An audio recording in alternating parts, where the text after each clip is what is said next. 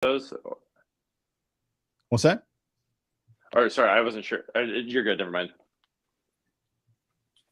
And we'll have it recorded, so we can remake a lot of this video. The only one, or you said, is on Insta. Just tell me if we're live on Insta or not.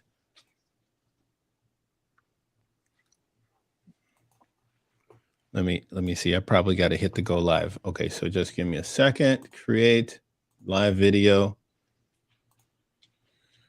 Public. Okay. Next. I'm not seeing that yet. So let me give you this, Ori. The stream key. We can edit, right? Once we're having problems to Instagram. If you edit, then this is edit. Okay, let's see. So on Insta, can you remove Insta and we'll add it back in like last time? And here's the stream key, Ori, that it's giving me now. Okay.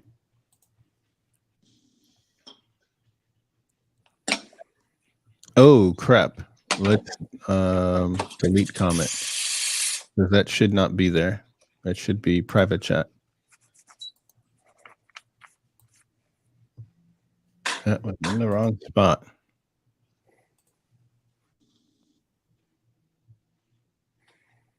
Okay.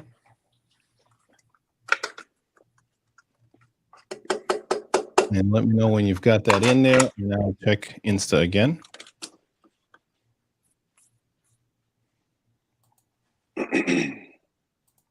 There we go. Now it's coming through. All right. We're live on Insta as well. Nice. All right, Blake. Like I was saying, we and Ori, let me know if there's any one of these where we're having issues, but Blake and I will go ahead and shoot shit here. All right. So Blake, when you and I were on the podcast, you were telling me that you really nerd out on coffee, and I was like, I'm a newbie when it comes to coffee, so I want to learn more. I picked up this new passion of trying to make my own perfect brew of coffee. And you were like, yeah, if it's roast, this and that, temperature, water, blah, blah, blah, blah, blah. So I've got my pen and notes. And again, I'm the newbie. I want to learn. Let's go through the steps. I want to make the best cappuccino. What do we have today? What do you have on your end over there that you're going to make and help me with to also try to make my nice, good brew of coffee here? I love sharing my passion about coffee. I think all my friends know that I'm someone who has a very high standard with coffee. I started a long time ago just with learning pour overs and the basics there, which you kind of see a little bit of my setup here, and I can do just about any type of coffee. And then this last year, I finally got an espresso machine and have been dabbling, and I'm very much learning the same as you. Having a lot of fun just finding out how to make the perfect brew. So yeah, what I have here is I've got the Breville Barista. So it's a great entry-level espresso machine. My wife and I have loved it. And we are, I'm going to take you step by step on kind of how to get the basics down on making your espresso. Does it matter? Like, does it really matter or make a difference? You said entry level machine. If I buy a $500 one versus a $900 one versus a $1,500, or is this just a lot of gimmicky toys on them? That's a great question. I mean, the research that I did, you're going to find the biggest difference in price is going to be the types of boilers, or that's not the types, but the number of boilers. So the barista has 2 boilers, so you can both steam and pull your shots at the same time, which is nice if you want to have that done. Because for the real nerds, that you want to try and keep your espresso you don't want it to sit out as long, so you can start pouring the milk into it, so that you can be able to do those workflows at the same time. So the lower price range is typically going to be a single boiler. Yep, that's so you can pull your shot, and then I can only pour or do the steamer. I can't do them both at the same time. Got it. Which one do you have? I have a Califon. Okay. Califon. Let me look at. Like I said, I'm still learning a lot. There's a lot of espresso's growing quite a bit. I think from some of the research I saw during the pandemic, and it was kind of similar to like high-end liquors as well. Is people realize, hey, I can do this stuff at home. Like I'm going to make the investment and just learn how to do these things. And so I think there's been a huge uptick. And so I know there's a lot of new brands out there. I don't know that I'm most familiar with Breville. I think they're a pretty big appliance. And you got La Marzocco, which would be my dream machine. I'd love to get a La Marzocco. Their entry level models are just beautiful machines. But yeah, That's there's probably a sounds lot of like a great Christmas machines out gift there. or a birthday gift right there. Yeah, that'll probably be my home ownership gift to myself at that point, because it's a bit of an investment. Well, it doesn't sound so cheap. So today we've got all the machines. What type of coffee are we making today? What type of beans or roasts? I'm going to just show the folks that are watching. This is the brand that I seem to have loved. Joe. They're out of Minnesota. So Joe Coffee. Okay. It says Joe Coffee Perfected. So it just says Joe Expresso, but I really love this one. What do you got on your end? So I'm a fan of light roast coffees. I'm not a big fan of dark roast. Appreciate kind of the flavor profile. So one of my favorite roasters is based here in Southern California is Portola Coffee. I just think they do a great job with keeping small batch light roast coffees, just a really great quality. So I've gotten a few different espresso beans from different. That's what I do with a lot of my pour overs. Is I get stuff from all over the place. I mean, I get all sorts of different coffees for just my basic home pour overs.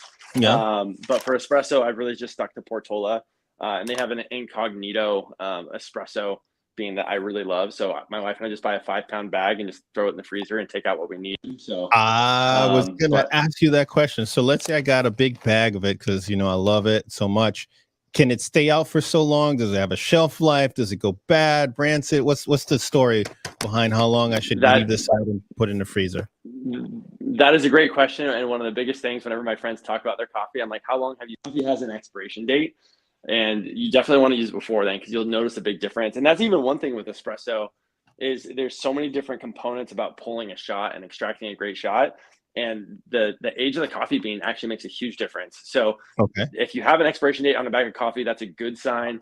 That means they're aware of when it was, when you want to use that by, because there's gases that are in that coffee, and there's a degassing process after they roast it, and that's when if you wait too long, all the gases are gone. You kind of lose the flavor. It gets more flat, and even to pull the espresso shot, it changes, and just the overflow of it. And mine says 4/25 of next year. So sell by, that would be April 2025. So I'm good for a while, but you're saying it will retain its flavor if I put it in the freezer for the unused portion. Yeah. So definitely throw it in the freezer because that'll help lock in the moisture and make sure the bean doesn't lose any of that.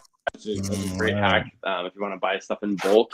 And I would even argue that for a lot of small batch specialty roasters, their expiration dates are typically going to be 30 to 45 days even. So even less than a year because it's really going to make a difference on the freshness. So yeah, if you want to try some great coffee, like I said, Portola is great. Another is Devotion in New York. It's a really cool story. I think one thing I love about coffee is how integrated it is with farming. My whole background of my family is all farmers and ranchers. So I nerd out when I can kind of go backwards into the supply chain and see where things come from. And Devotion came from a Colombian immigrant who started a roastery in New York and owned beans, but his beans were phenomenal. But if you want to try something different, like I said, there's a lot of great roasters out there, and that's one of my favorites. All right. So love the education on the background. I love that you know who what made. I told you I think some time ago that I believe that the person here that's making this coffee went to school with me because I've heard that there was somebody that was making coffee out of Minnesota and that they went to our school, but I'm not 100%. I'm actually trying to see if I could reach out to them and see if the owner is from that. They're from Minnesota and went to school with me. So I don't know. Good story. So now you've got your beans. Anything that we got to do before we move to the next? I poured my coffee beans in here. Any other steps I should do before we start cooking? Yeah. So, I mean, one of the big things is always having the measurements. And I guess one thing I will preface is this is all stuff I've learned as I've gone. I have never been a barista. I've just been a hobby barista. I have a lot of baristas and I pick their brains. I scour forums and TikTok and Reddit. And so I've nerded out with a lot of these things. So I might use the wrong terminology and I might be, the people who are the pros are probably going to know better than I am in some of these areas. But I will say some of the intro level things to get is just getting the right ratio of coffee to water. That's going to make a difference in espresso and even in your pour overs at home. That is going to help you really dial in the overall body of the coffee. And what are So you what I making like gonna with my make your espressos, first? Are you gonna do an espresso or cappuccino? What are you doing? I'll just pull an espresso shot and we can make it a cappuccino. I'm gonna be honest, cappuccino. I'm still working on my foam and my. It's gonna be somewhere between a latte and a cappuccino, but yeah, it's I think for people who are watching, it's gonna look like a cappuccino with the foam I can pull. So Okay. that being said, the basics of the espresso shot are going to be the same for either drink. So what I like for mine is I've got a deeper basket. I got an 18 millimeter basket. Espresso machine. So I like to do 20 grams of coffee. And then what I like is for that 20 grams, for 20 grams in, I aim to get about 40 grams out. So it's a 1-to-2 ratio. So I'll also weigh the coffee as it is coming through the espresso machine. I'm getting a really good sense of the inputs and the outputs. So if I need to adjust anything, So I having the know what right to adjust ratio for. is key, because what happens if you have the ratios wrong? You'll have it too strong of a coffee, or you'll have too weak of a coffee, or of an Mm, espresso, excuse me. got it. And so that's where that 1 to 2 sweet spot to start with. There's some people who go a bit above, a little bit below, and it really just depends. And then you can even work on pulling long shots, which I haven't played with too much. But those are espressos where you have a really high extraction over a longer period of time. All right. But like I said, I'm not a pro at that point yet. But the next thing I do in my flow, and a newer thing, is you spritz the beans with a little bit of water. It helps remove the static electricity. I don't know Whoa. what kind of grinder you have. This is actually a really good question. So Knowing the type of grinder that you have. it's so it sits below the storage unit. This is how novice I am. I'm not sure what it's called, but essentially this is where I put the beans, right in here, and right below the grinder Okay. will grind away, and it has a dial to allow for a Okay. very fine type of grind all the way to coarse. And then Gotcha. I Okay, would, so it's built into your espresso machine. yeah, that's right. Okay, It's built perfect. in, and then I put this joker right here, down here, and it will catch the beans that are Okay. being ground. Okay, gotcha. Yeah, so that's great. I would say most espresso machines that have a built-in grinder are going to be burr grinders. Do you know the difference between burr and blade grinders, and why those No, are important? oh yes, it looks like gears. They look like gears that are down in Exactly. here in Yep. this area. Yeah, and you need to be more scientific. You've got conical and flat burr grinders. Flat burr grinders tend to be your more industrial. You can get a more consistent grind size. Burr is a great, in between. Blade, I recommend staying away from because you have a really inconsistent grind size. And grind is really important to any coffee because you really Okay. want a consistency in the grind. And so with the espresso, the grind acts as your resistance. So the finer the grind, the higher resistance. And within your espresso machine, you should have a pressure dial, and you should have kind of a zone that you're aiming to get your pressure to. And so to make sure you're getting in there, it's going to be how fine of a grind that you have. And so Okay. one of the big things is really dial in my grinder. And there were some micro adjustments I had to do. And this is, I think, the Breville Smart Pro grinder. The newer versions of it have a great micro adjustment inside of it that you can go into. And that has really helped me dial in the grind size, because for a long time, I was pulling shots faster than I wanted to. So you typically between 25 and 30 seconds. And so Okay. So this being so able to, it take a hot minute to get the shot. So it's nothing like a K cup thing where you put it in and instantly start. exactly, So the dribbling, it's okay. exactly. So sometimes it dribbles out. That's all right. Dribbles out a little slowly, Yeah. or what? Yeah. I mean, it should start a little bit slow as you go through it. And then it'll pick up speed All right. as the grounds get saturated and as it starts Okay. to work its way through. As we go through All the right. steps, I'll kind of break down what you should look for as you get to it. But for right now, I'm going to go ahead and grind these beans. Okie doke. I'm going to go ahead and tear my. There we go. Now we wait.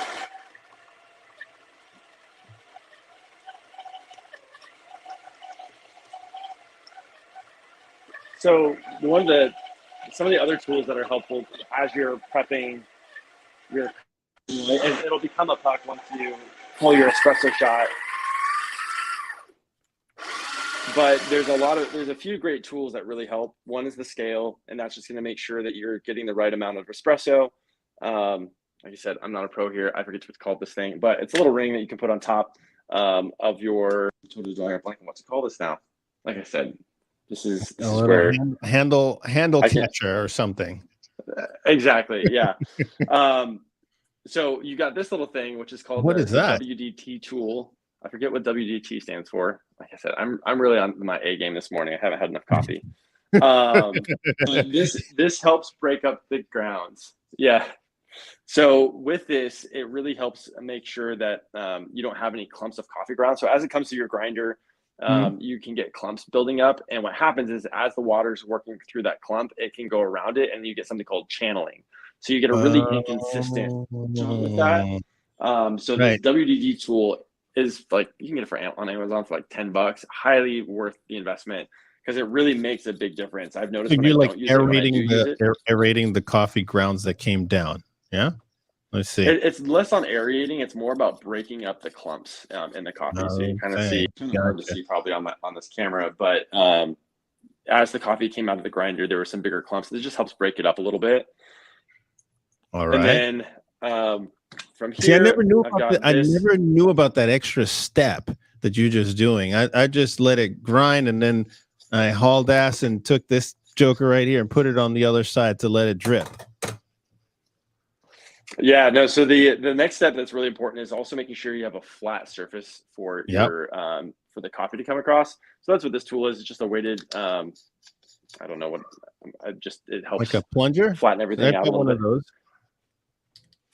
It's the tamper. So this is something different from a tamper. You could probably use a tamper just lightly, like let it sit on top. You can take the tamper and just spin it to let it flatten everything out.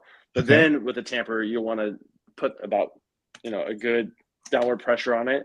That way you're now compressing all the beans into a nice to the basket.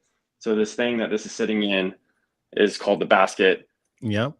But there now it's like, it's in there. It's not going to come out. That tamper is really pushed. I see. So that's the ideal. So if you've tamped it well enough, if you turned it upside down and the puck, I call it a puck, if the puck doesn't come out.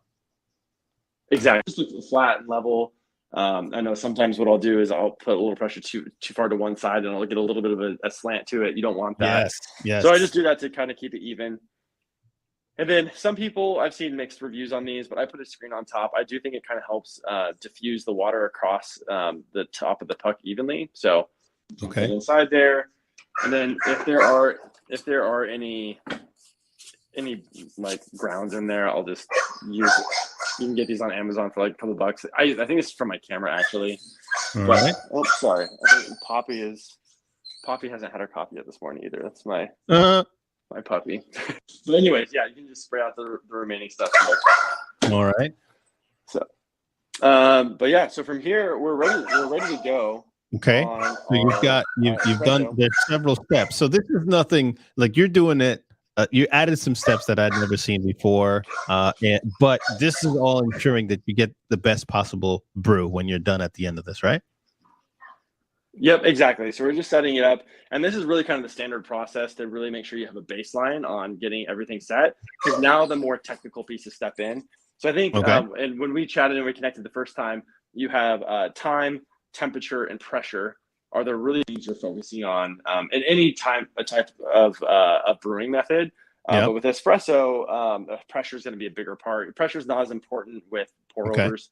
But here you have your pressure gauge. So on here, it goes up to 13 bars of pressure.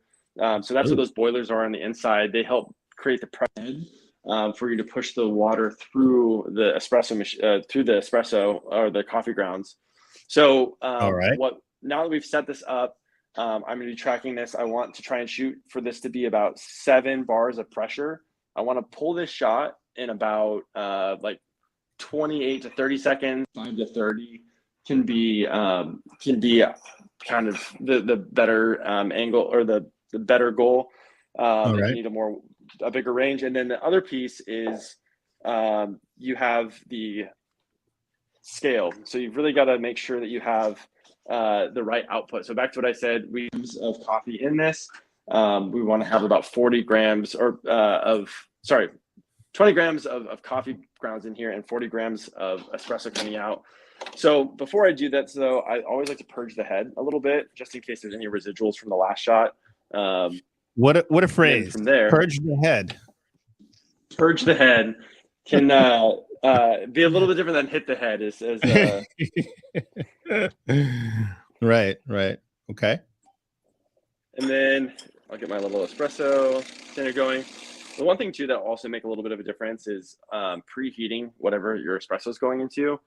Okay. As the temperature of the coffee hits the container it's going into, it doesn't change the flavor, because sometimes if it's cold, it can kind of mute the flavor a little bit. Oh, But there so are if some I've got a interesting techniques. little vessel, that vessel, the vessel or container should be ideally warmer than room temperature. Exactly. Yeah, that way you can kind of just make sure the coffee's staying at a consistent temperature. Okay. So from here, we're going to go, and we're pretty much set to go. Would it be helpful if I brought this closer to the espresso machine to watch it? Go ahead, bring it over. All right, let's try this. Let's try not to ruin it here. So, all right. So it's gonna be hard to get underneath here, but one thing I have is I have a naked portafilter. That's what this is called. I forgot the handle thing, but what that lets you see is the bottom of the espresso coming out here. As you can see, I'm at 202 degrees. Temperature is important.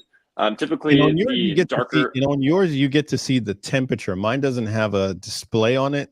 I believe there's some knobs, and on the manual you can dial up the temperature, but you can't see it. So it'd be helpful to have a machine that can actually show you the temperature versus one where you kind of not exactly sure. And I think we just lost Blake for a second. So Blake, I think he probably accidentally knocked himself off the stream. So I'll be chit-chatting here while he comes on, and I'm going to do, while he's doing that, I'm going to grind my coffee. You know, it should be nice to turn on the power here. And I don't have there we go. And I just started grinding my coffee while you go. See. Well, the best part about this. Well, there we go. Yep. Back. Yep. I'm here. That's all right. I'm grinding my coffee beans while we're taking a small break. And perfect. I love the smell when it starts grinding. Oh, it's such a great smell.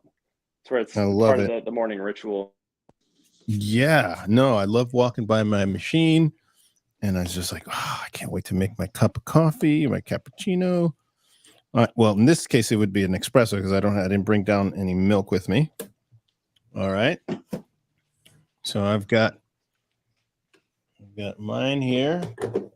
Got it locked and loaded as well. All right. So you were saying the temperature, yours is at 202 degrees. Yeah. So typically with I might have this backwards. I believe for a darker roast, you want it to be a little bit hotter. For a lighter roast, you can go a little bit cooler, but less than 198 degrees. But you can go as high. I think this machine goes up to 204. So I have it set kind of the middle control. That's what I found works best for this. But yeah, from here. Oh, and yours gives the pressure gauge. I mean, you even though you're saying that's an entry level, I feel like I'm at the novice level machine that I got. It doesn't have pressure. It doesn't have a display. Boy, if you're not the Mercedes you're the Audi. You've got the Audi, and I've got like the Ford over here on my end. It is a nicer machine. I won't deny that. That was part of the reason why I knew I was going to nerd enough about it that I'd want a nicer machine. I was trying to convince my wife to jump into one of them. It's called the Rocket Apartmento, which is another great machine, just a step above this. I think there's more manual controls to it. But yeah, this is a great one that both her and I can use. There's got some preset settings in here, so it makes it easy. I can kind of have the technical pieces, and she can just kind of make the espresso that she needs. So, but yeah, so we are set to go. I don't know if you can see. Can you see the scale down here? I don't know how. Yeah, I see that. So in your case, you got a scale, and what's that scale doing now? So I have it tailored to just the little shot container. That way, I can measure out the amount of espresso that comes out. So, like I said, we're going to shoot for 40 grams. I like to go a little bit past that 1-to-2 ratio. Now, you're not driving me here, Blake, that you actually use this scale every time you're making a pour. or for a I shot? do, and You do. my friends make lots of fun of me for this because I they're was like, gonna say because there are things people have their, I don't know, quirks is not the right word. They're particular about, right? And yep. if you're aiming for perfection or the best pour, and you want consistency, I guess the scale is the way to go. But I'm the kind of like shoot by hip and eyeball it. Let's eyeball the taste today. Yep. And hey, I mean, that's a big part of it, especially if you don't have a machine that has all these pieces of it. Yeah. It can be a little finicky to figure out, but that's all part of the Mm, journey is figuring out what taste you like the best. Because how I I make see. my espresso, some people don't like, and that's just totally fair. That's part of the Uh, experience. So, but yeah, okay. are you ready on your end to pour your Yeah, shot? I'm ready. You know what? Hold on. Let me grab my hold on. I need to add just a little bit more water. And while I'm pouring water in here, any words of advice on water? Does it matter? Does it not? All water is the same when it comes to this, or what? Yeah, I mean, it really depends. If I'm going to be really technical, I think tap water isn't going to be the greatest. If you can have something that's a little more balanced, like reverse osmosis, or you have, you're getting store-bought water or filtered water somewhere, I would probably Yep. recommend doing something like that. Distilled water, that was something I learned about a few years ago, because distilled water doesn't have any vitamins or minerals in it, and you can actually create a hypotonic solution. I forget if it's hypo or hyper, but essentially it doesn't help with the extraction of the coffee as much because those impurities in the water, they're not impurities, but the vitamins and minerals not only had the flavor, but they also help the extraction from a cellular level within the coffee beans that have been ground. Okay. So Well, distilled before is what I'd stay away from. go ahead, keep talking. I left my little shot container. I'm gonna just keep talking, and I'll be right back. All right, so I'm going to purge the steam head there so that that's ready to go.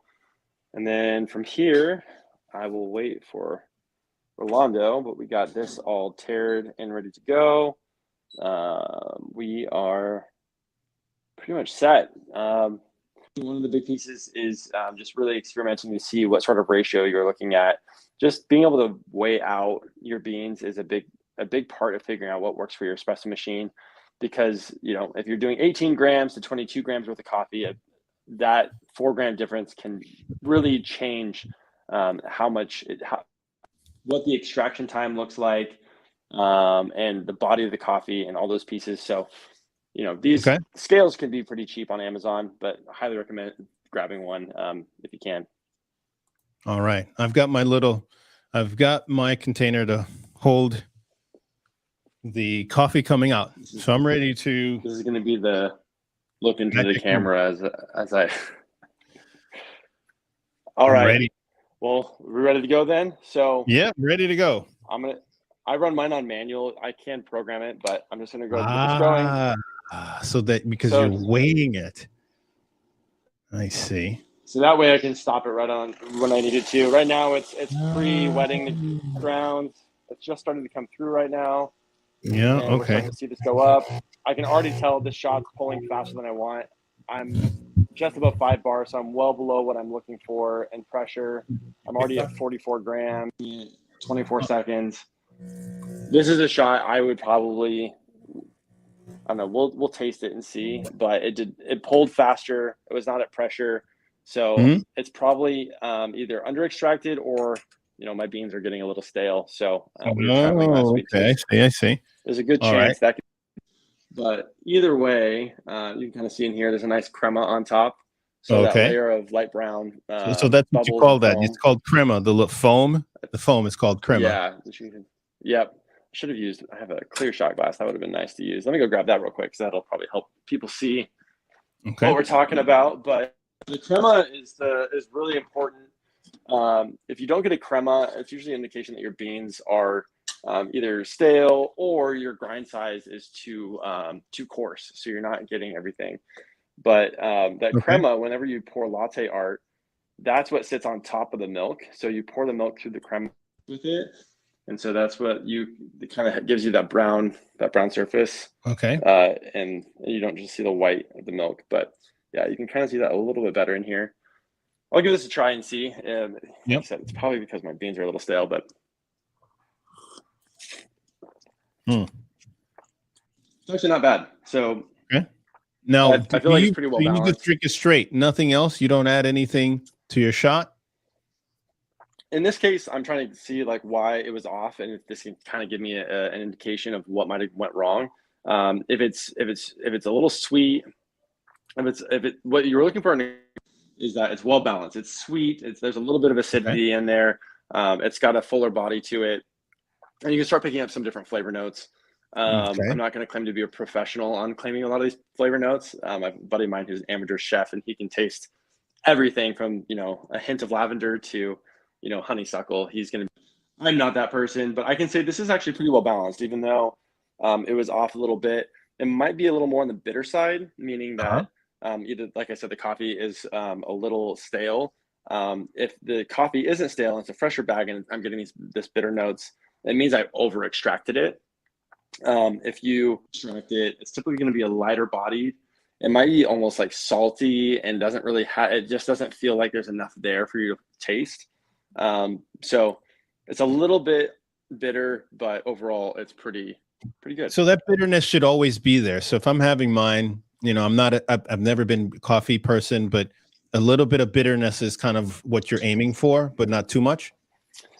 Yeah, it's always going to be a balance with coffee. You really want to try and find where that perfect sweet spot is with an espresso, because the bitterness is definitely kind of the classic flavor note that people talk about with coffee. Yeah. Is oh, I taste bitterness, or I don't, the people that don't like coffee bitter. But when you have a really well balanced coffee, there's really not a lot of bitterness there, and that's really kind of what changed my whole Really? experience with coffee back in college. Was someone made me a coffee, and it was just so smooth that I was really surprised about how it tastes that way, because I just knew Starbucks, and it just always kind of had that burnt, bitter, roadside coffee feel to it. So And so I yeah, could see why in certain countries they laugh at us in terms of how we make coffee here in the US, that it's like, sewer water. exactly. And that's where I would say, third wave coffee, which is your micro roasters and specialty coffee. That's where you really get into a very different experience with coffee. People nerd out with it and really try to find fun ways to really get coffee to taste different than Hmm. what you're just getting at your run of the mill coffee shop. Well, I really like this enlightenment. I got a scale. I wasn't using it this way. I was eyeballing it, and it seems like having a scale, even when the pour is coming out of the machine, gets you to that level of consistency. And I would imagine after maybe 1,000 times, you can probably dial in the experience by just how much you're pouring in. The fact that you have a separate grinder makes the task of grinding probably more dialed in. Instead of like mine, it's down below. I don't have a display. So I think what I hear from all this is I got to upgrade to make You know my what? coffee It's a slippery better. slope. It's a slippery slope. You have to find what works best for you and your budget. If you're going to nerd out like I'm going to, then at some point you'll probably see you'll need to upgrade. I think Mhm. a friend of mine who is a bigger espresso nerd than I am, and same thing, he's just kind of a hobby guy with it. He gave me some really good advice, and he would always upgrade your grinder before you upgrade your espresso machine, because typically you can get more out of your espresso machine, but your grinder is what affects your grind size. And like I said, that is the most important part. Resistance is such a huge part of espresso. And so if you can get a really consistent grind size, that's going to really change your game with espresso. Tasting and seeing the difference in each shot that you pull. And then, whenever you're ready, you can just jump up to a new espresso machine. Boy, it looks like we're going to have to do part two, because that's probably the next thing. Maybe we talk a little We bit didn't get to about. the milk, so. Yeah, exactly. So we're going to have to do cappuccino. I know that you've got to run here in the next minute or two. So for the part two, we do one that's straight up cappuccinos with milk and everything. Sounds good. Yeah, that'll give me a little more time to practice on my latte art or figuring out what the difference I'm between a really latte bad. and a cappuccino. I've been trying to work on the swirls. So I know all right. my local baristas. I watched them do it, and the other day my wife and I were like, "Oh, that's how she does a little heart thing. Is they wiggle it just right." So I she was haven't figured the that barista. part out. Swirls with like a I'll tell you what, I got a little thing somewhere around here. It doesn't matter. Swirls that's all I can get. I can't get those heart-shaped fans and all that stuff. So I know you got to run. Yep. I know time is what we want to honor your time here with us. So Blake, thank you for coming on. We've got this on all the different social media. We'll replay it back here. Maybe some bloopers or something else when we chop it up into everything. So I saw some people come in and out of the live. So I want to thank you for joining me today, joining Blake on this impromptu just coffee talk. If you liked it, let us know. We're on the different social media. You want to see some more of this, drop a comment below and give us a shout out and let us know that you enjoyed it. And we'll bring Blake back on, maybe do some more coffee talk, figure out the cappuccino thing and some other stuff. All right. Sounds good. Thank you, Blake. Thanks you, everybody, for joining us on this session. Thanks for letting me nerd out with coffee with you. Awesome.